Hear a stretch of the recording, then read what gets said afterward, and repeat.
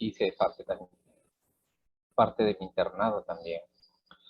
Bien, el tema de hoy día es un tema realmente eh, apasionante y les cuento de dónde viene la pasión, ¿no? La pasión viene de que una de las medidas sanitarias que tienen mayor impacto en la salud pública y en la salud de los niños es las vacunas. Tanto y más que la misma labor que se desempeña en el hospital, ¿no? Y eso permite nosotros ver el impacto que tiene esta estrategia de inmunizaciones. El tema es larguísimo, podríamos hablar varios días de esto. He resumido todo lo que ha sucedido casi de entre la última vez que hablé con ustedes, que ha sido el año pasado, más o menos en el mes de noviembre también. Y estaba recordando la exposición que les hice en el mes de noviembre y vi varias cosas que decía, oye, y esto que dije ya no vale. En fin, este es nuestro querido Instituto Nacional de Salud del Niño, 92 años de su creación. Voy a hablar un poco de introducción. El último caso de viruela fue en 1957. Tenemos un guaco retrato mochica en el cual revela muy bien la característica de la viruela. Acuérdense que la viruela ingresa al Imperio Incaico antes de que llegaran los españoles. Se dice que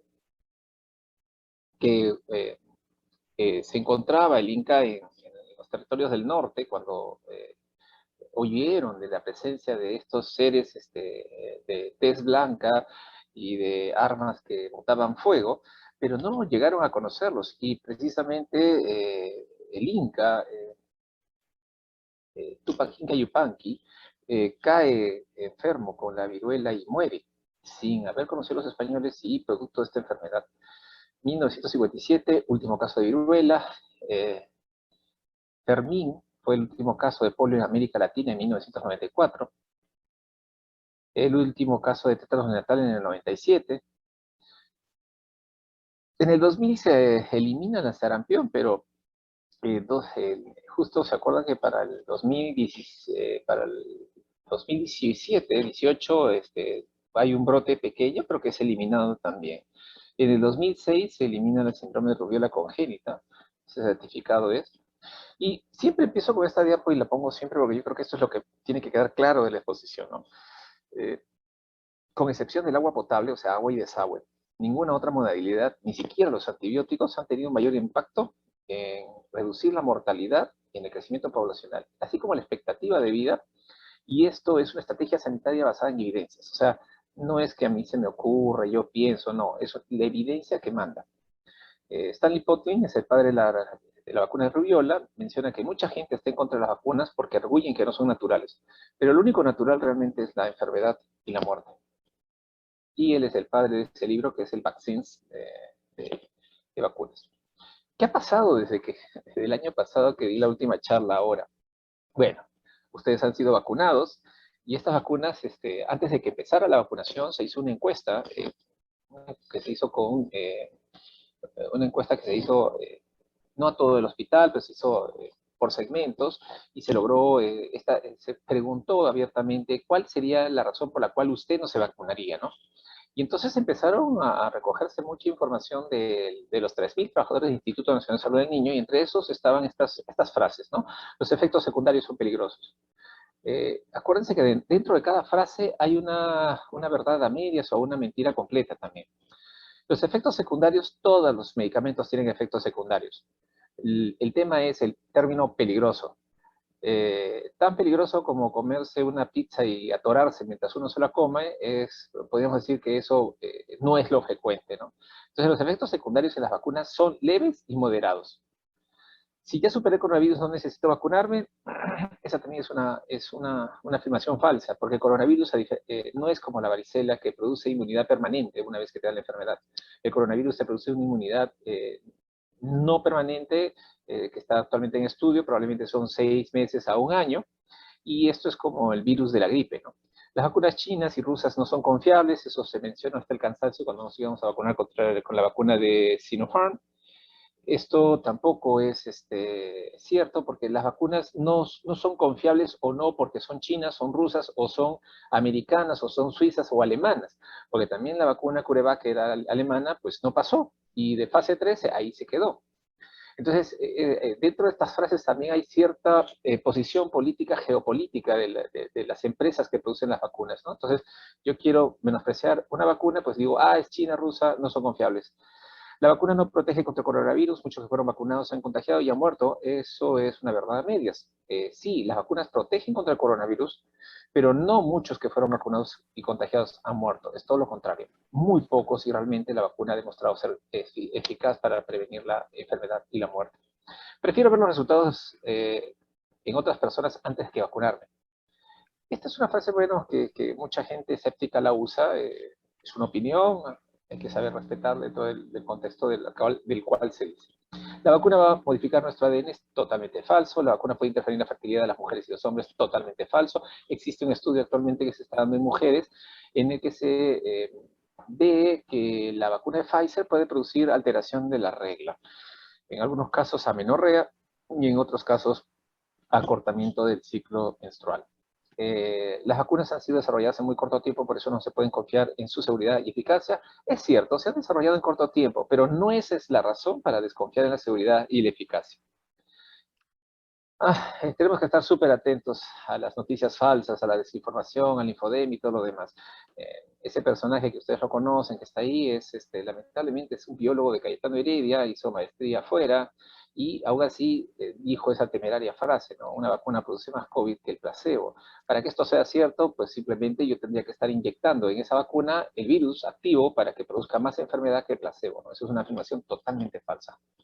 Para eso tenemos nosotros que eh, basarnos en verificadores de hechos, el fact-checking, la lucha contra esa información, y saber pues que la vacuna es inactivada, por ende no puede contagiar, y existen estudios que respaldan su uso.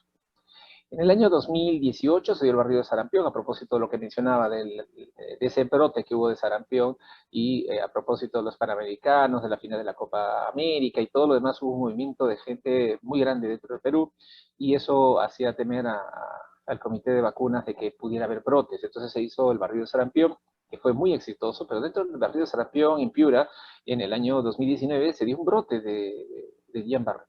Y entonces ya la gente decía, la vacuna está produciendo ya Barré, que no hay que vacunarse.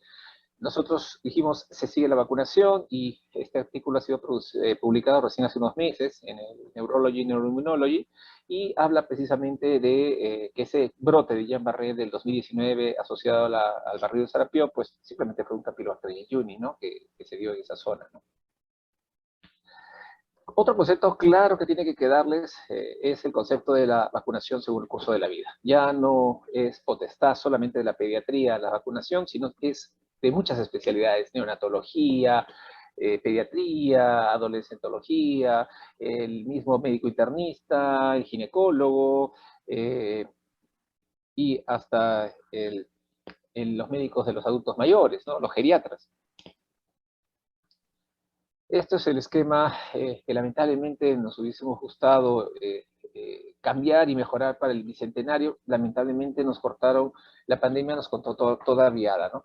Y solamente llegamos a poner la última norma técnica que salió el año 2018, y que mencionaba pues de que a los adultos mayores les íbamos a poner la vacuna de neumococo y la vacuna de la gripe anual a partir de los 60 años.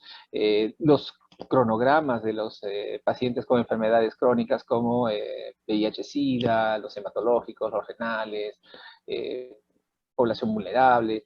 También se extendió el grupo etario de corte de la varicela de 1 a 3 años, y una de las introducciones muy importantes fue la vacuna de difteria, tétanos, pertussis acelular en gestantes de 27 a 36 semanas. Ese es el panorama con relación a la introducción de las vacunas, en lo que nos quedamos la vez pasada de la conversación. Y ahora vamos a hablar un poco más de los conceptos, también de manera muy fluida y rápido, como para recordar algunas cosas que nos van a servir en esta charla. Y es que, ¿qué es una vacuna? Es lo que siempre nos preguntamos. A una pregunta puntual, una respuesta puntual. Una vacuna es un producto biológico destinado a generar, ¿qué? Inmunidad. ¿Contra qué? Contra una enfermedad. ¿Mediante qué? Producción de anticuerpos. Y entonces ese concepto, que tiene que estar sencillo y entendible, pues hay que saber también que una vacuna tiene componentes. Estos componentes generalmente, a veces los antivacunas utilizan estos componentes para decir que esos son componentes peligrosos, que son componentes que no están bien estudiados. Entonces, el antígeno inmunizante es aquello que produce la respuesta inmune, pero el antígeno no puede estar solo, necesita un líquido en el cual se suspensiona, los conservantes para evitar que se deteriore el producto, los estabilizantes para evitar que se precipite, antibióticos para evitar que se contamine, y los adyuvantes que potencian la acción del antígeno. Yo pongo menos antígeno, pongo adyuvante y mi respuesta es mucho mejor. Las nuevas vacunas, las de coronavirus, tienen adyuvantes, y son adyuvantes relativamente nuevos. Muchos de ellos tendrán 4 a 6 años, la Matrix X, el escualeno, que son especialmente las vacunas de ARN, que son lípidos, porque acuérdense que la vacuna de ARN va rodeada de un lípido y este lípido le permite entrar a la membrana celular. Las vacunas de virus inactivados utilizan adyuvantes ya muy conocidos que tienen más de 100 años de uso, que son muy seguros, que son el hidróxido de aluminio. ¿Cómo protegen las vacunas? Y esta es una pregunta que tiene que quedar clara y creo que esto ha sido parte de la discusión que hubo al inicio para la vacunación y posteriormente para saber si la vacuna era buena, porque se mencionó que la vacuna que nos habían puesto no servía para nada, que era agüita, etcétera, etcétera. Pero no. Si uno tiene claro cuáles son los conceptos, y esto es del libro de inmunología de Owen, es que sabemos que la vacuna, sí, una de sus funciones es producir neutralización de virus y toxinas, anticuerpos antineutralizantes, evita la unión del agente con el huésped. Esa es una parte, no es todo. Hay otra parte que está en relación a la opsonización y a la activación de los macrófagos para destruir el agente que viene a invadir el organismo. Pero eso no es todo. También tenemos la fagocitosis a través del complemento, el complemento que se une al anticuerpo y a su vez fija y permite que lo presente a la célula, al macrófago, se produzca la fagocitosis. El otro componente está relacionado a la apoptosis inducida por los natural killers. ¿Qué es lo que sucede acá? Y esto es súper interesante, porque digamos, cuando entra por así decirlo, un coronavirus en la célula, lo que va a hacer es empezar a producir proviriones o proteínas no estructurales del virus, proteínas estructurales y no estructurales dentro de la célula. ¿Y esto qué va a traer a continuación? Va a traer la disfunción celular y la presencia de proteínas en la membrana de la célula. Y cuando empiezan a aparecer estas proteínas que el organismo no lo reconoce, pues activa el sistema de natural killers y inducción de la apoptosis. Entonces, esa célula que empieza a ser desconocida por el propio organismo, la destruyen las natural killers. Hasta ahí van 4 mecanismos, pero son más. También tenemos propiamente lo que producen las células, los linfocitos B, que están en el vaso, en el hígado, en los ganglios, ¿no? Y van a producir, ¿qué? Inmunoglobulinas, la M, la G, la A, eso que vemos cuando se inicia la enfermedad. Pero también tenemos los linfocitos de memoria, que esta es una parte súper importante de la defensa que produce las vacunas. Tenemos pues que mediante los CD4 y los CD8 que son activados por el complejo de histocompatibilidad mayor 1 y 2, va a activar el factor de necrosis tumoral y el interferón gamma, y esto a su vez va a hacer que se presente una respuesta citotóxica T. Y esto es también, esto es una respuesta a memoria, y es muy fuerte y muy importante dentro de lo que es la inmunización. Entonces, en resumen, cuando comenzaban a preguntar, ¿y cómo sé que yo estoy bien vacunado? ¿Me puedo dosar anticuerpos neutralizantes? La respuesta es sí y no. Sí, porque sí se podría hacer, pero lo tienes que hacer en un laboratorio 3 de investigación. En Lima solamente tenemos el Instituto Nacional de Salud como laboratorio de 3 y el NAMRUP de la Marina de los Estados Unidos, que son laboratorios 3 que pueden hacer este tipo de pruebas, pero tendrían que tener las células con las cuales se hace, porque esto no es un estudio que se haga por ECLIA, por ELISA, sino es un estudio que se hace con células, a las cuales yo les pongo los anticuerpos, las inmunizo y veo cuál es su respuesta. Entonces, y se hace en base a cada vacuna. Entonces, eso que inicialmente vendían como para saber si tu vacuna servía o no, realmente no servía para nada. Y tampoco que salga elevado significaba que estabas protegido por mucho tiempo o que salga abajo que no estabas nada protegido, ¿no? Siguiente concepto. Cuando yo les puse esta lámina hace un año, pues no, sabíamos que la cepa Wuhan solamente contagiaba de 1, contagiaba 2. pero ahora resulta pues que con la Delta Plus y la Delta Plus más, puede contagiar a 4 o a 6, así como la varicela. ¿Por qué el sarampión contagia a 12 o 18? Entonces, uno se preguntaría por qué el RO del sarampión es más agresivo que el del coronavirus. Es algo que tiene que ver hasta con la física. El sarampión, el peso del virus es menor que el peso del coronavirus. Por eso en el aire se suspende más tiempo y puede volar más lejos. Algunos dicen que puede ser de 6 a 8 metros de distancia que puede mantenerse el virus del sarampión en el aire. Por eso contagia a 18 o 12. El influenza es un intermedio que contagia más o menos a 4, las paperas a 4 a 7. El ébola contagia, por suerte, a 2. El tema del ébola es que tiene un 50% casi de mortalidad, dos se contagian, uno se muere. La inmunidad de rebaño, cuando les conversé esto el año pasado, pues dijimos, bueno, lleguemos a 70, con fe, llegamos a 75 y esto se acaba. Pues lamentablemente no. ¿Y por qué no? ¿Qué es lo que pasó en el camino por el cual el 75% dejó de ser el número mágico? Dejó de ser un número mágico por varias cosas. Primero porque el coronavirus no dejaba memoria inmune para protección a largo tiempo. Algunos dicen que son 6 meses, otros dicen que son un año, es relativo. Y entonces, al no tener un tiempo largo de respuesta inmune, pues necesitamos subir la valla de inmunidad de rebaño a 90 o 95 para que realmente nos proteja de el que siga circulando el virus, ¿no? ¿Qué más? Y es importante entre los conceptos en general.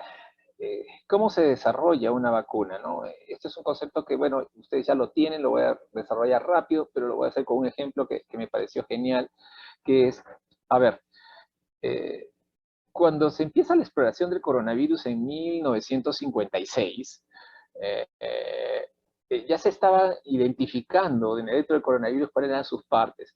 En 1900, aproximadamente 58, se ve por primera vez en microscopía electrónica el coronavirus y se empiezan a hacer estudios. Ustedes saben que ya existe la vacuna del coronavirus del virus del resfrío del chancho, porque muchos de los ganaderos que crían chanchos en el Asia, pues se le morían sus chanchos con estas infecciones, y entonces crearon la vacuna para los chanchos. También hay vacuna para los perros, que llegó antes de que llegara la vacuna de coronavirus para los humanos.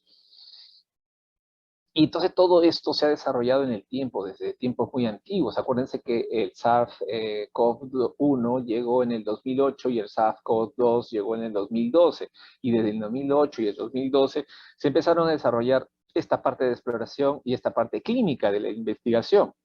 Tanto es así que con el SARS-CoV-2 y el MERS ya se tenían un prototipo de vacuna, ya se sabía que el spike era la zona a la cual apuntar para la vacuna, y lamentablemente como se apagaron estos brotes, pues también se apagó la subvención económica y ahí quedó solamente en la parte de exploración preclínica, ¿no? Y estas fases normalmente duran de 2, 4 a 6 o 8 años en sumatoria, ¿no? Una vez que pasa esta fase, pasa a la fase clínica, que son la fase 1, 2, 3 y 4. En el año 2018 tuve la suerte de estar en Suiza en la reunión del comité de expertos de vacunas. Estuve dentro del área de los que éramos de la comunidad latina.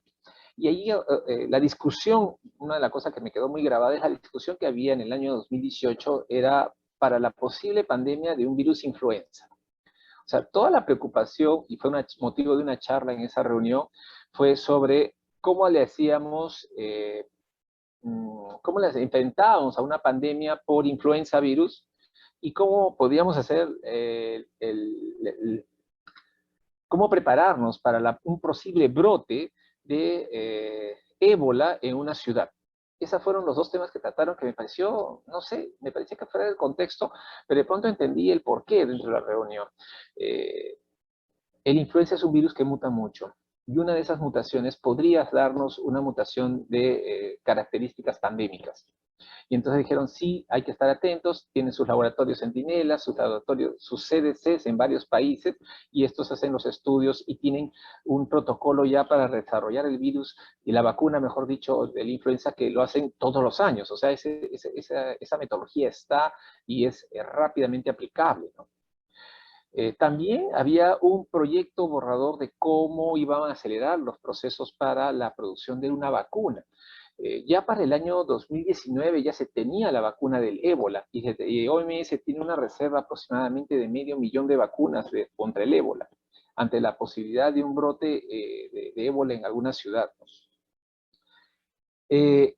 Entonces, las fases 1, 2 y 3 para cuando estuviésemos en un tiempo de pandemia, lo que se estipuló es que se iban a cortar. ¿Y cómo se iban a cortar? Simplemente haciéndolas en simultáneo. Se juntaba fase 1, fase 2, se juntaba fase 2 y fase 3, y se creaba un equipo permanente de evaluación de investigación de vacunas de la OMS que iba a facilitar la aprobación de las vacunas. Y entonces estas vacunas iban a ser aprobadas de emergencia, y lo que en la fase 3 y en la fase 4 se iban a ver cómo evolucionaba esta capacidad inmunogénica de la vacuna. Acuérdense que para que cualquier vacuna pase a la fase 1, tiene que haber demostrado previamente en los estudios animales dos cosas, básicamente: que es segura y que produce inmunidad. No puede pasar ninguna vacuna a fase 1 si es que tiene la duda o la sospecha de que podría ser no segura o que no tiene respuesta. Para el estudio que se hizo de Pfizer para niños de 5 a 12 años, a 11 años, lo que hicieron en la fase 1, que empezó en el mes de abril aproximadamente de este año, fue agarrar 3 grupos. Como la vacuna de Pfizer para adultos es de 30 microgramos, dijeron, bueno, agarremos un grupo y le ponemos 10 microgramos, 20 microgramos y 30 microgramos. Y lo que vamos a hacer al término de los 2 meses y medio de haber puesto las 2 dosis es medir los anticuerpos neutralizantes específicos que se hacen en cultivos celulares y ver cómo es la respuesta. ¿Qué es lo que encontraron? En fase 1 encontraron que la respuesta era muy buena, y que si era 10, 20 o 30, la respuesta era igual. No había diferencia significativa. Entonces dijeron, ¿sabes qué? Hay que poner el inóculo menor. Y se puso 10 microgramos. Por eso a los niños de 5 a 11 años el inóculo es de 10 microgramos. Pero esto no es un descubrimiento. Ya las otras vacunas que se utilizan en niños también hay una relación en la cual se disminuye el antígeno, y esto produce una respuesta antigénica tan igual como la que produciría una mayor cantidad, ¿no? Entonces, se determinó que era 10 microgramos con la vacuna de Pfizer para el grupo etario de 5 a 11 años, y en los estudios de fase 2 en simultáneo lo que hicieron fue poner 3 grupos también, con la distancia de la vacunación, ¿no? A una semana, no, a 2 semanas, a 3 semanas y a 4 semanas. Y lo que encontraron, pues básicamente es lo que ya se sabe, ¿no? Que la mejor dosis es la de 10 microgramos y la respuesta es muy buena a las 3 semanas. Entonces, la fase 1 y la fase 2 me sirve para plantear cuál va a ser la programación de la vacunación. O sea, cómo la voy a programar, cuál va a ser la cantidad de antígeno que voy a poner.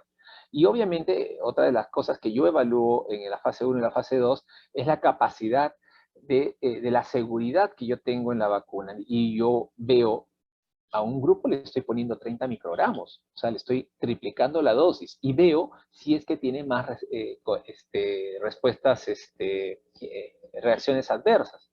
Y veo que no, al de 2 tan igual y al de 1 igual. Entonces digo, oh, entonces esta vacuna es segura aún aunque se le diera el triple de la dosis. Luego, lo que se hace en la fase 3 sí ya es poner la dosis y la propuesta vacunal en un grupo mayor. Fase 1, menos de 100 personas. Fase 2, menos de 1000 personas. Fase 3, menos de 10.000 personas. Porque yo estoy buscando esa relación de efecto secundario en un grupo etario mayor, en un grupo mayor. Por así decirlo, acuérdense que 1 en 20.000 casos me va a dar carditis con la Pfizer en el grupo etario de 12 a 25 años. 1 de cada 20.000. El coronavirus produce carditis en este grupo etario mismo 1 en 45. Entonces, si a mí me preguntan, ¿con quién tengo más riesgo de tener carditis? ¿Con la vacuna, el coronavirus? La respuesta es tremendamente mucho mayor con el coronavirus mismo. Después de pasar esta fase 3, pasamos a la fase 4, que es la ya fase de llamada poblacional, que es en los países. Ya no son miles, sino son millones de dosis aplicadas, y entonces yo ya tengo la relación de efectos adversos de 1 en 1.000.000, 1 2 millones, 1 3 millones. Para que se den una idea, también dentro de la pasión que tengo por las vacunas, estuve a cargo del comité de vacuna de polio postvacunal. Entonces, yo estaba dentro del grupo, del comité que miraba a los niños que le dio la polio asociado a la vacuna. Y acuérdense que la polio es un virus, no es un virus inactivado, sino es un virus atenuado, la polio oral. Y todos los virus atenuados pueden producir una mini enfermedad o pueden producir una enfermedad en las pacientes que tienen inmunodeficiencias en que su sistema inmune no responde bien. Entonces, sí, por eso es importante nosotros tener un sistema que evalúe los eventos adversos en los millones de pacientes que yo estoy vacunando. Y eso está funcionando muy bien actualmente con las vacunas que se están utilizando en el COVID.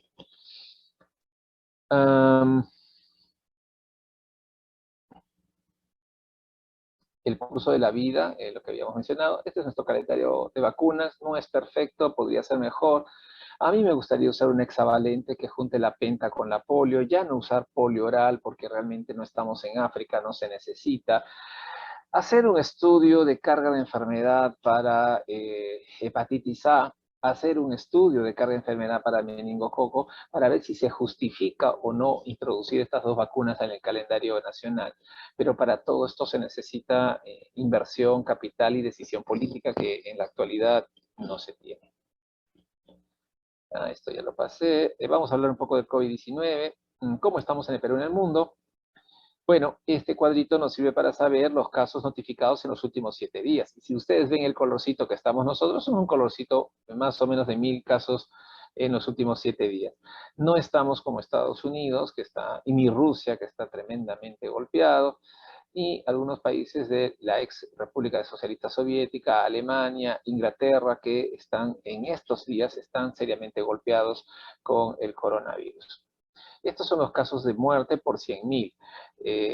Hay que decir que sí, si bien es cierto, nosotros estamos en el tope de la popularidad, al igual que Estados Unidos, México y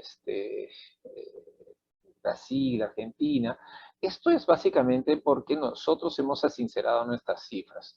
Todavía no todos los países del mundo han asincerado sus cifras en relación a la mortalidad real que ha producido. Acuérdense que en la primera etapa de la pandemia, pues no habían pruebas moleculares suficientes. No habían pruebas moleculares, solo había pruebas que medían inmunoglobulinas, y eso realmente no es específico para el diagnóstico. Se tenía que hacer pruebas moleculares o PCR para demostrar que sí estaba la enfermedad activa. Lamentablemente no se tuvo eso, entonces ha habido un gran sesgo de los casos reales que hubo al inicio. Porque si yo no podía, se tenían muertos en la casa y no se podía saber si fue o no fue coronavirus, ellos no entraban como diagnóstico de coronavirus. Y por eso es de que al final se hizo un sesgo en base a una proyección que se hizo con el SINADEF de la tasa de mortalidad, ¿no? Acuérdense que más o menos nosotros en el Perú mueren 400 personas al día, pero si de pronto tenía 1.000 muertos al día, pues habían unos 600 que estaban sobrando. Entonces empezaron a investigar y a hacer una tabla de corrección de esto. Esto se ve más o menos en esta cuadra, en esta tabla, ¿no? Entonces vemos aquí que este es un reporte epidemiológico por semanas. En una semana, 4 por 7, 21, más o menos 2.000 y pico muertos, que es este celeste claro, ¿no? Este celeste claro me habla de las muertes habituales. No somos eternos, nos morimos todos y todos los días muere gente por la edad, por enfermedades, etcétera, y esa es parte de la vida. Pero resulta pues que en la semana 14 del 2020, de pronto empezó a dispararse. Oye, ¿qué hacen muriendo 6.000 personas en el Perú? Nos pregunta, porque este es tabla SINADEF, ¿no? O qué hacen muriendo 7.000 personas en el Perú. Y entonces alguno dice, oye, acá está pasando algo. Y esta brecha que hay entre los muertos y los que debieran ser es demasiado. Ahora, ¿cuántos de estos fueron realmente COVID? Nunca lo sabremos. Que se puede proyectar con algunas cifras en base a estudios estadísticos, y eso es lo que hicieron en esta comisión que puso a la cifra real, entre comillas, de la mortalidad por el coronavirus. De ahí cayó, pero nunca cayó a lo normal, estaba siempre casi al doble de la mortalidad, y de pronto llegó el año 2021 y se fue otra vez hacia arriba, con una mortalidad mucho mayor, llegándose hasta en cifras como 9.000, 8.500 muertos por semana, que era una cifra tremendamente dura. Después de esto, en las últimas semanas epidemiológicas, bajó.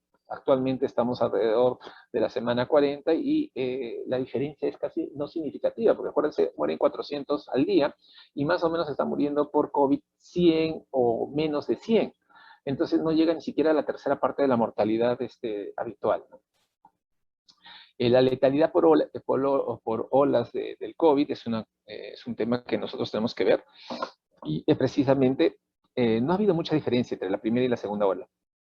Lo que pasa en los grupos etarios, ¿no? De 0 a 11 años, 1.2, acá 1.4, 37. El tema ha sido la cantidad de número de muertos.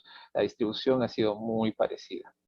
Esta tabla de acá nos sirve para saber las personas correctamente vacunadas desde esta semana epidemiológica, y vemos que pues Perú está llegando casi al 50% con dos dosis bien puestas. Chile obviamente nos lleva gran ventaja, está casi llegando al 90%, Canadá también. Eh, Israel también se ha quedado alrededor del 80%, ¿no? Pero nosotros empezamos muy mal. Realmente empezamos muy mal la vacunación, y en el transcurso nada más de este año hemos logrado estar los últimos a no solamente clasificarnos al mundial, sino estar de la mitad para arriba. Y ese ha sido un esfuerzo tremendo del programa de inmunizaciones, tremendo de Cancillería, de compromiso de muchas personas que han logrado conseguir las vacunas, de ponerlas y no dejarse vencer por la inercia, ¿no? Este también nos sirve para saber, bueno, lo que yo les mencionaba, ¿no? De la información desde 1958, acá el SARS-CoV-1, acá el MERS, y acá, bueno, obviamente el SARS-CoV-2, y el número de cantidad de artículos, que son aproximadamente 6.600 solamente en el 2021, en relación a coronavirus y vacuna, ¿no? Esto ya lo saben ustedes hasta el cansancio. Esto no tanto, bueno, pero estas son las plataformas que postuladas para utilizar una vacuna de COVID. Tenemos ADN, ARN, pero solamente estamos usando ARN. Podríamos hacer virus vivo atenuado, pero en medio de una pandemia no es lo más recomendable. Acuérdense que los virus vivos atenuados tienen una particularidad que es sumamente importante, que es que elimina casi a los portadores. Y esa es una ventaja que no tenemos ahorita, porque digamos, yo puedo estar vacunado, pero puedo ser portador y puedo contagiar, pero las vacunas a virus atenuados sí eliminan mucho mejor que las inactivadas o las de ARN la portabilidad. Es la inactivada, pues Sinovac, Sinopharm, etcétera.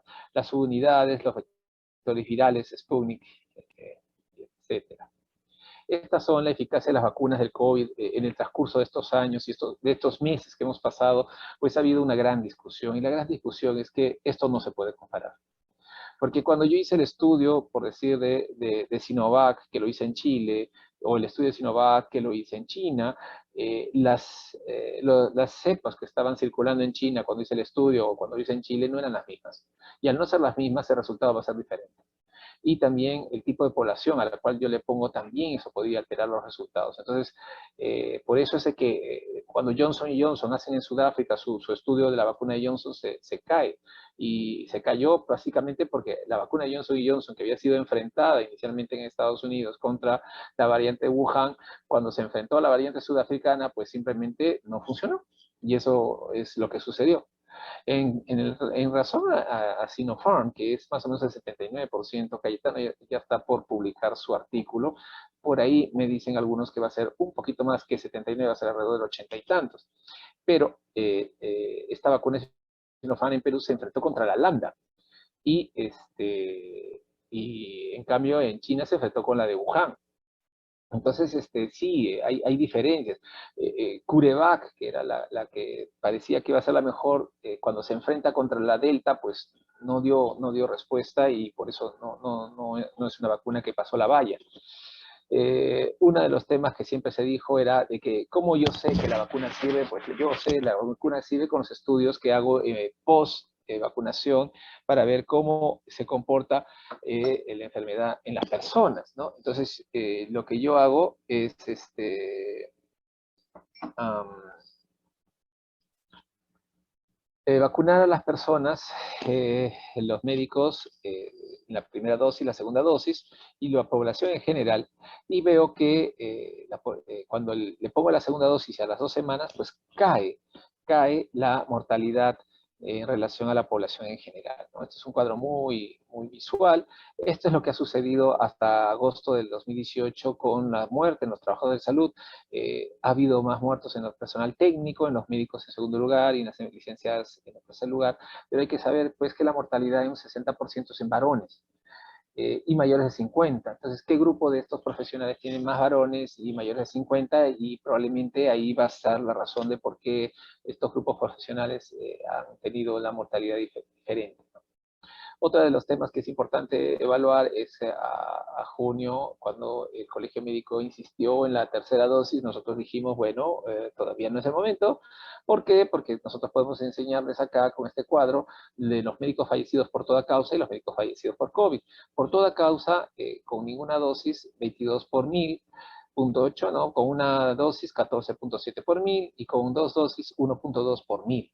Pero cuando ya separamos todas las causas y solamente vamos con aquellos que han muerto exclusivamente por coronavirus, con 0 dosis 6.2 por 1000, con una 3.9, y cuando ya le pongo las dos dosis y pasan 14 días de la segunda dosis, pues 0.1, ¿no? Entonces, sí hay una respuesta, sí hay una eficiencia, y esto se puede ver también en la hospitalización, ¿no?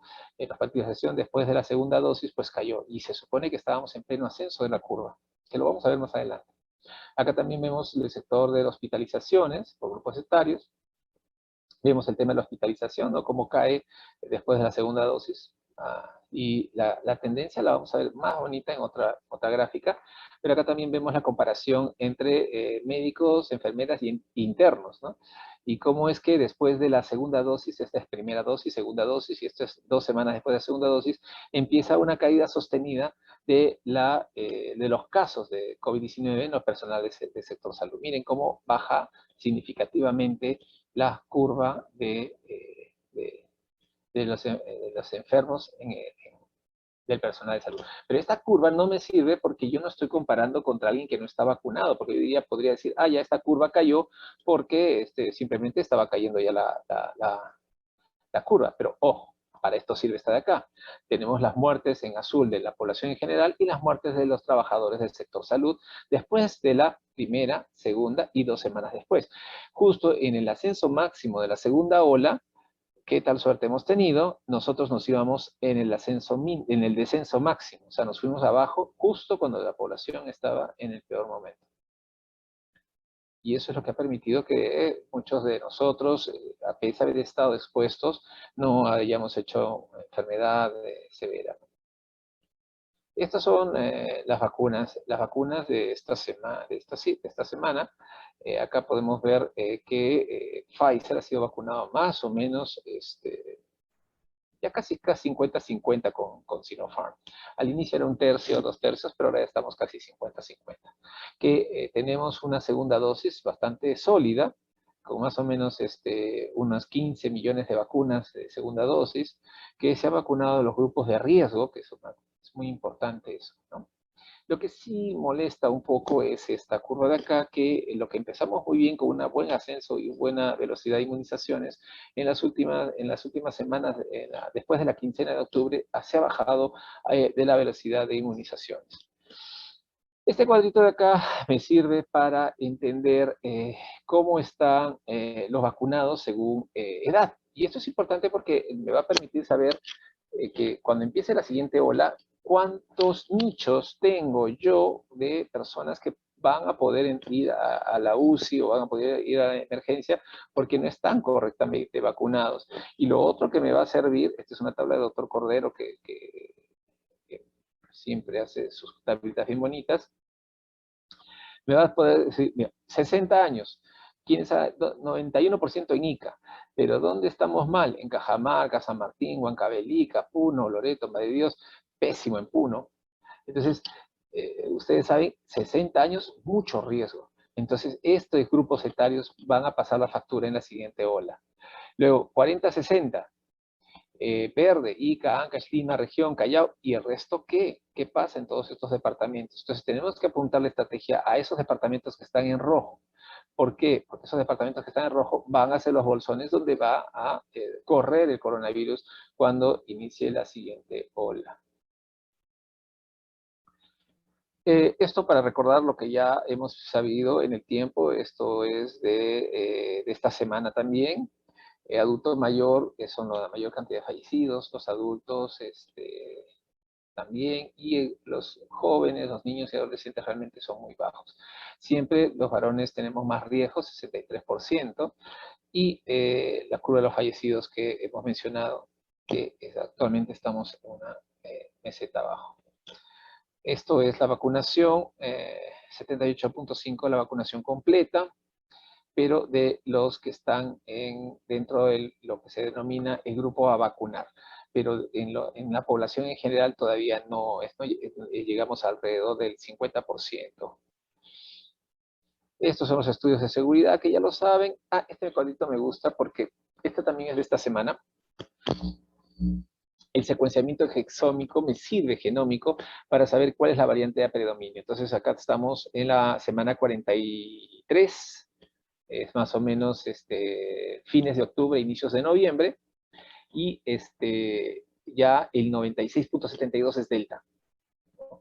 Y ha retrocedido gamma en lo que le queda, y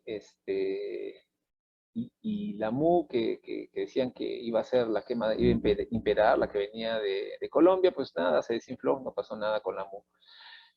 Y pese a que estamos con el 96.7 de delta, todavía no tenemos el impacto de lo que ha tenido Europa, Estados Unidos, Rusia con la delta.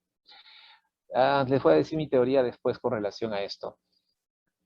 Estas son las variantes de preocupación, alfa, beta, gamma, delta, las variantes de interés, epsilon, zeta, eta, teta, iota, kappa, lambda, que es la nuestra. Los linajes, bueno, este es un ejemplo que sucedió pues en Manaus, Brasil, ¿no? Los de Manaus en la primera ola, alrededor de 60-70% se habían infectado, según los estudios epidemiológicos que habían hecho. Bajaron la guardia, ya no había distancia social, no había protección, pues vino la variante brasileña y duplicó las muertes y duplicó las infecciones. A propósito de lo que sucedió acá en Manaus y las publicaciones que se hicieron, se determinó que no bastaba el infectarse como para prevenir una segunda infección. O sea, ¿se acuerdan que al inicio comenzaban a contar aquellos que recién tenían 2 infecciones y de pronto se dieron cuenta de que muchos podían tener 2 infecciones con el coronavirus? La efectividad frente a la variante Delta, este es un estudio que se publicó el 21 de julio de este año. Y bueno, lamentablemente las vacunas de virus inactivado no están acá. Pero están las otras, ¿no? Azul cuando cae 90, se mantiene, solamente reduce un 10% de efectividad, verde 10 a 20, anaranjado de 20 a 30, rojo más de 30 y cae la efectividad, ¿no? Un 70%, ¿no? Entonces, con la variante Delta, pues AstraZeneca y Novavax podían hacer enfermedad con síntomas, ¿no? AstraZeneca con la variante Delta también, ¿no? Con neutralización completa, son los estudios que se hacen en vitro y en personas también para ver si neutralizaba o no. Bueno, Novavax, Covavax, no, con la beta no podía, y con la delta tampoco Sinovac ni Coronavax. Janssen se mantiene, Pfizer se mantiene, Sinovac se mantiene, ¿no? Esto es lo que quería mencionar, ¿no? En la revista Science, 25 de junio de este año, se publica un artículo muy interesante, que es un artículo que habla sobre la inmunidad híbrida, ¿no? Entonces, nosotros vemos lo que les mencioné al inicio, cómo protege una vacuna, memoria B, anticuerpos, CD4T, CD8T, y entonces si a mí me da la enfermedad, pues yo tengo una respuesta que no es muy frondosa, es esta la respuesta, pero si yo me vacuno, la respuesta inmune es mayor que la enfermedad.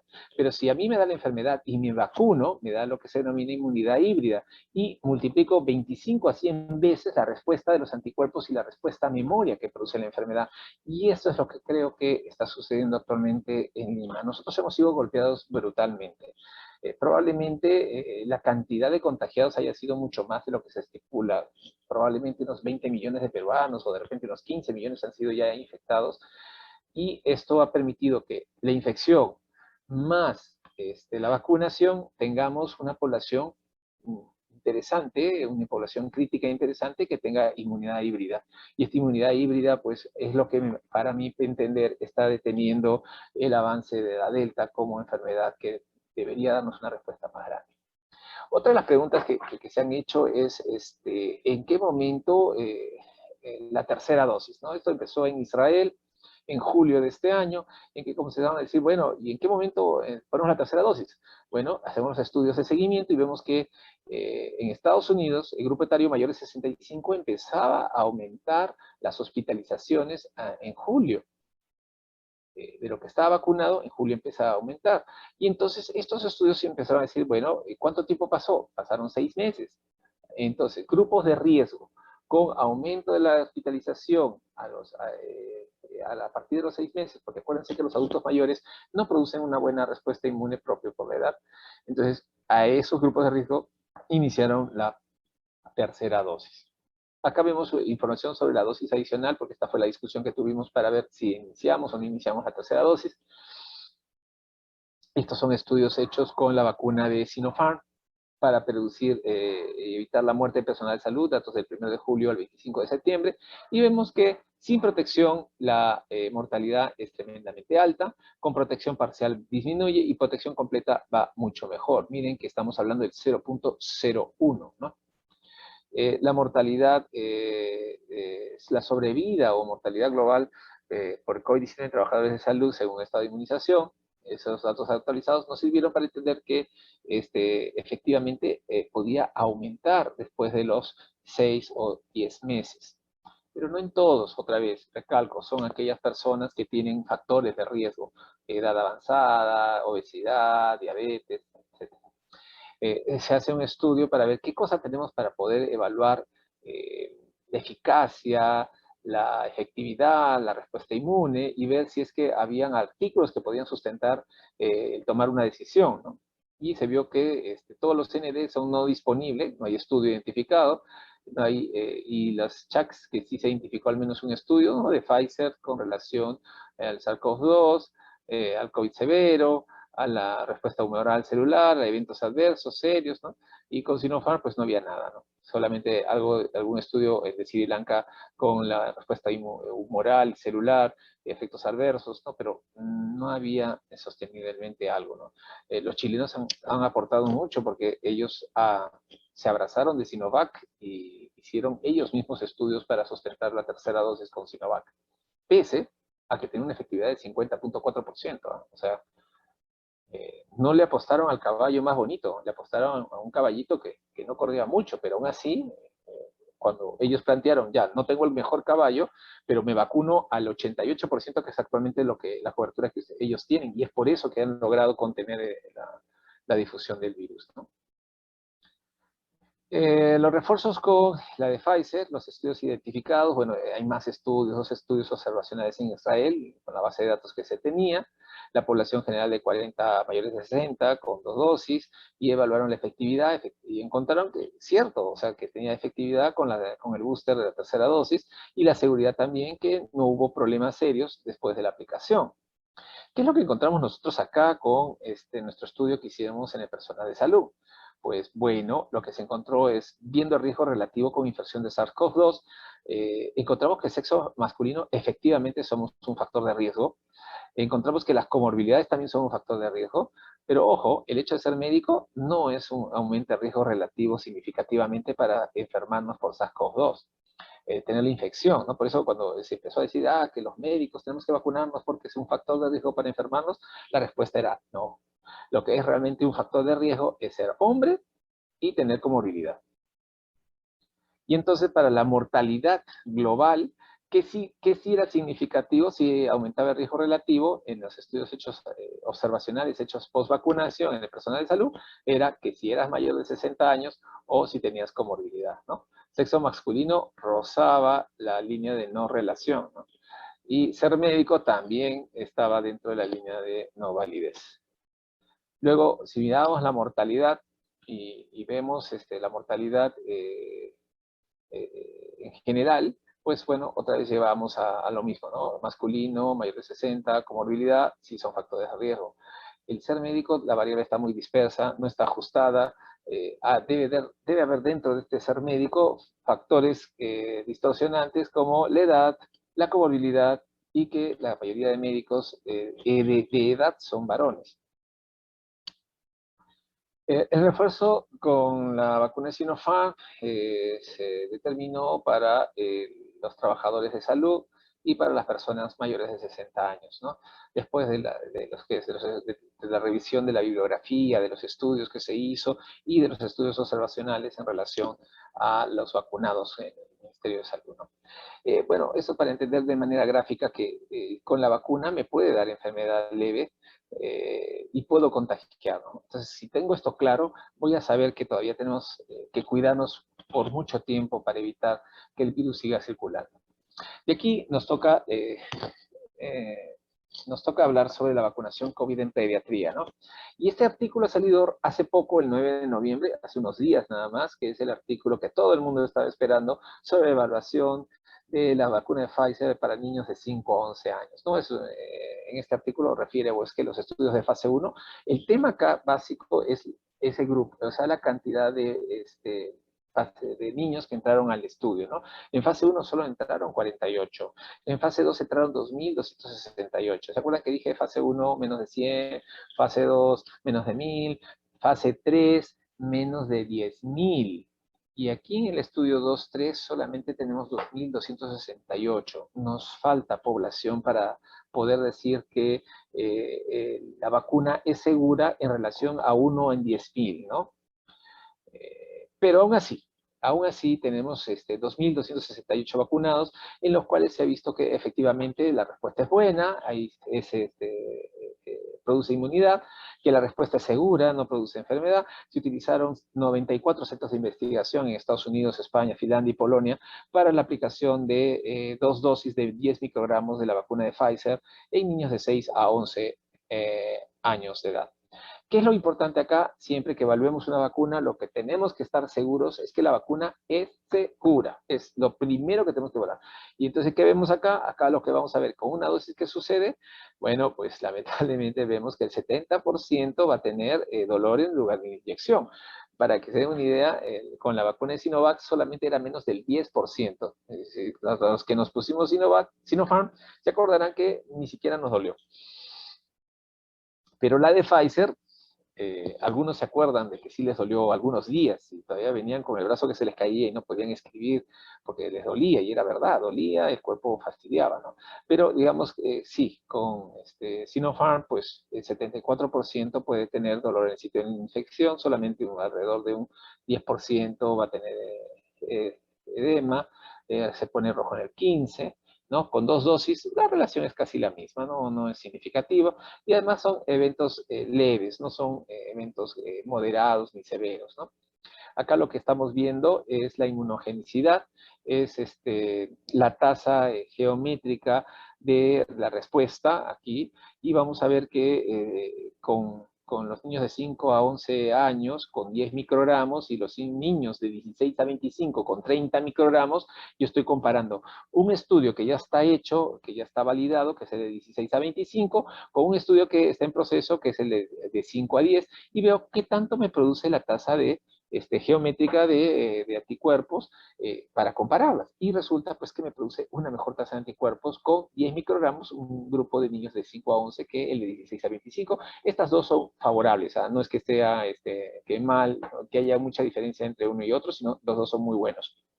Con esto que verifico que hay respuesta inmune y con esto nos puede servir para encontrar la pauta de la vacunación. Acá encontraron la pauta de vacunación, 21 días, para nosotros decir que sí, efectivamente a los 21 días encontrábamos una respuesta inmune eficaz de prevenir la infección sintomática de COVID en niños de 5 a 11 años. ¿No? Miren el placebo, cómo se acumula la incidencia y con la vacunación pues hay una gran diferencia en la presentación de la incidencia de enfermedad. Este es otro artículo que salió en febrero de este año de la susceptibilidad de la infección entre niños y adolescentes comparada con la de adultos. Es un estudio, es un metaanálisis. Con 32 estudios incluyeron 41.640 niños y adolescentes y 268.945 adultos y se vieron estos estudios para ver qué tanto se podía comparar la susceptibilidad en los niños con los adultos. Y lo que se evidenció es que los niños tienen menor susceptibilidad para enfermar por el SARS-CoV-2 en 0.56, por ser un contacto infectado, generalmente lo infectaba el adulto, ¿no? Es uno de los primeros estudios que nos habla, pues, de que los niños no eran el grupo etario que iba a complicarse, ¿no?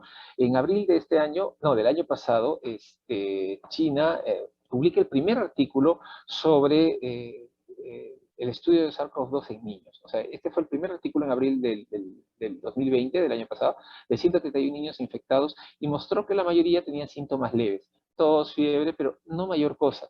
Entonces, acá surge dentro de el 20 de julio, se publica en Nature, esta pregunta que se hace la epidemióloga australiana sobre si debiese los niños vacunarse y qué dice la ciencia, ¿no? Entonces, efectivamente, la doctora llega a la conclusión de que sí, si nosotros queremos romper la cadena de circulación del virus y romper y la aparición de nuevas variantes, pues deberíamos vacunar a los niños. Las razones, el 8 de noviembre, este mes, publica la Sociedad Argentina una carta sobre la vacunación de niños y adolescentes, las razones por las cuales debería ser administrado a niños y adolescentes la vacunación de SARS-CoV. Ellos se están vacunando con Sinopharm, y hablan pues de la carga de enfermedad, del MISC, del COVID prolongado, que hasta ahora no se sabe cuál es el impacto en pediatría. Esa podría ser una buena tesis para algunos de ustedes.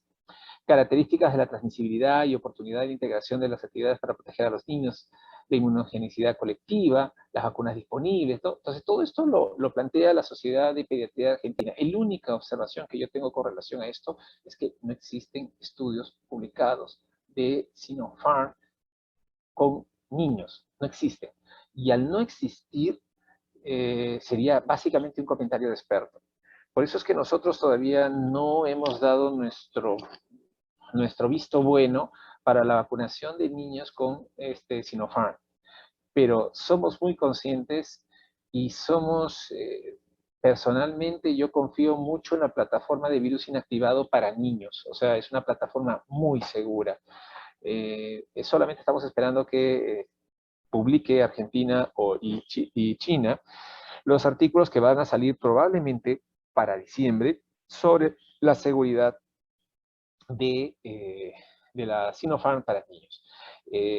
Si sucede lo que estamos casi seguros que va a suceder, que en diciembre se publica lo de Sinopharm, para enero estaríamos vacunando a los niños de 5 a 12 años con dos vacunas, con la de Pfizer y con la de Sinopharm. La vacunación para niños de COVID-19, la respuesta es, ¿vacunaríamos? La respuesta es sí, pero que sean seguras, efectivas y con estudios que la avalen. Esa sería, eso sería lo no negociable. O sea, para vacunar a los niños tenemos que tener estudios que avalen. ¿Cuánto dependerá de cómo enfoquemos también, cuándo? O sea, ¿cuándo vacunaremos? Cuando veamos que las estrategias de control de pandemia van a tener un impacto adecuado en los niños, ¿no? Esto tiene que ver mucho con el inicio de clases, tiene que ver cómo se presentan las olas, cómo afectan a los niños y los estudios que salgan de la afectación de los niños. Cuando se propuso este cuadro a inicios de año, nos parecía fantasioso que íbamos a llegar a noviembre, diciembre con la meta cumplida. Realmente no lo creíamos, pero se hizo realidad. Estamos a noviembre y los niños de 12 años se están vacunando. Y para diciembre probablemente se estará terminando con ese grupo etario, y es por eso que en enero y febrero empezaremos con los niños de menores de 12 años. Pero no nos engañemos. Todavía se acuerdan del gráfico anterior donde había una brecha muy grande que no se están vacunando. Ya, ese es uno de los problemas. Tenemos que cerrar las brechas en los grupos que ya pasaron o que se siguen vacunando, pero que no se quieren vacunar. Un ejercicio en el Hospital del Niño, pregunten cuántos padres de los niños que están hospitalizados tienen las 2 dosis. Ustedes saben que en el servicio de pediatría B, nosotros exigimos que para que el padre se quede o visite al niño, pues tiene que tener las 2 dosis. Y siempre nos damos con la sorpresa de que tienen una o no tienen ninguna y ya se les pasó el tiempo de vacunación, pues tienen que vacunarse, hay que pedirlo como importante. Ya para ir terminando, porque creo que, sí, ya estamos un poco, nos hemos pasado. Este es un cuadrito que hice para una exposición que tuvimos hace unos días sobre la varicela, cómo estamos y a dónde vamos, ¿no? Y me va a servir también para explicarles algunas cosas, ¿no? En el 2016 se inició la notificación regular de la varicela. Ese año, como yo comienzo a exigir que se notifique, pues obviamente los casos de varicela se van a la estratosfera, ¿no? El 2017 cae, porque la varicela es estacional, acuérdense, siempre empieza más o menos en los meses en que estamos actualmente. Miren, 2.910 casos con 6 fallecidos. En 2017, 5.296 casos con 10 fallecidos. Y en el 2018 ya se inicia la vacunación, 8.014 fallecidos, el 19, 5.009, por si acaso no se ilusionen, la vacuna de varicela recién funciona a partir del 4.º año o 5.º año de vacunación, no es inmediatamente. O sea, estamos pensando que en el 2022, 2023 recién vamos a ver la respuesta a los vacunados, y como no hemos vacunado durante la pandemia, probablemente van a ser más años. ¿Qué pasó después del primer caso de COVID el 6 de marzo de 2020? Pues la notificación se fue abajo, no se notificaron casos. En 2020, 0 defunciones, porque todo estaba centrado en el COVID. Probablemente algunos niños hayan fallecido en su casa, de repente con sepsis, por varicela y no por COVID. Luego, en el 2021 se empezó de nuevo. Ya tenemos 3 fallecidos por varicela desde 2021, por si acaso. Entonces, tenemos que, con este cuadro, saber que el que no aparezca la enfermedad no necesariamente significa que no exista, lo que pasa es que no estamos notificando. Y lo otro que es importante es que tenemos que estar siempre atentos. Y acá vemos los casos de varicela de 2019, 2020, 2021, 19 en verde, cómo se eleva, el 2020 cómo cae, y 2021 todo rojo, pues que no, parece que no se está notificando nada. Las coberturas, esta es la tristeza, 2020, plena pandemia, no llegamos ni con BCG, ni con polio, ni con penta, ni rota, ni nemo, ni nada, a la línea donde debíamos llegar. Y varicela, que era la benjamina, pues está terriblemente mal. Entonces, 2020. En 2021 hemos mejorado un poquito, no mucho, pero hemos mejorado. BCG empeoró, pentavalente mejoró, se dan cuenta cómo mejoró, igual que CPR y DPT, se hizo el esfuerzo, y ahora estamos actualmente en noviembre y diciembre cerrando las brechas para tratar de llegar lo más alto posible y arañar esta línea de acá, que es la línea donde deberíamos estar. Entonces tenemos amenazas y barreras para la vacunación, las bajas coberturas, los recursos sanitarios, las enfermeras que han sido desviadas para atender los hospitales en COVID o para atender la vacunación por COVID. Entonces se ha descuidado la vacunación básica, la vacunación regular, el inicio de clases para papiloma, no se vacuna papiloma porque el papiloma antes vacunaba en los colegios. Entonces tenemos un tema ahí que es complicado de manejar. ¿Qué más? Las barreras, ¿no? La logística, los grupos antivacunas y el tema del El tema que es importante de ver de que la inestabilidad también del sistema de salud no permite que podamos nuevamente iniciar con todas nuestras campañas de vacunación. Siempre tener claro que es más costoso tratar la enfermedad que prevenir vacunación. Un día cama UCI en Hospital Nacional es alrededor de 600 a 800 soles. Una vacuna cuesta 10, 15 dólares, 100 soles, ¿no? O sea, no hay punto de comparación. ¿Y puedo vacunar a una persona con COVID-19? La respuesta es sí, sí. Si no tengo síntomas, sí me puedo vacunar. Si tengo síntomas o si he estado hospitalizado, van a ser 3 meses después. Si no hubo síntomas, 2 semanas a un mes después. Una madre gestante puede vacunarse, sí debiera vacunarse. Nosotros pusimos la norma que después del primer trimestre, por el tema de la temporalidad y echarle la culpa a la vacuna, pero la verdad es que se puede vacunar en cualquier momento. Las vacunas inactivadas o la ARN no tienen nada que hacer con el bebé ni con la madre gestante, no va a producir enfermedad.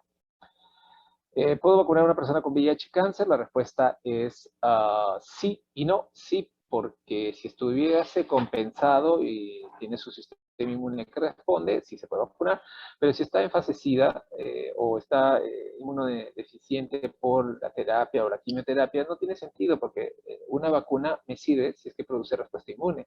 Si no produce respuesta inmune, no me va a servir. ¿Cuál mejor la vacuna? Pues la mejor vacuna es aquella que está cerca a mi hombro. Macron, presidente de Francia, dice, no tengo ninguna intención de sacrificar mi vida, mi tiempo, la libertad de de la adolescencia de mis hijas, así como su derecho a estudiar adecuadamente por quienes se niegan a vacunarse. Esta vez se queda usted en casa, nosotros no. Bueno, hizo un paquete de medidas en las cuales las personas vacunadas no podían ir a trabajar, no podían subir al metro, no podían ir al cine, al teatro, ni a ninguna parte, si es que no estaban vacunadas, ¿no?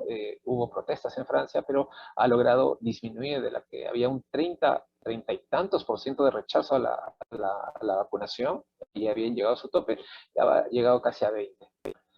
China no se hace problemas, no te vacunas, no vas a hospitales, ni al colegio, ni a parques.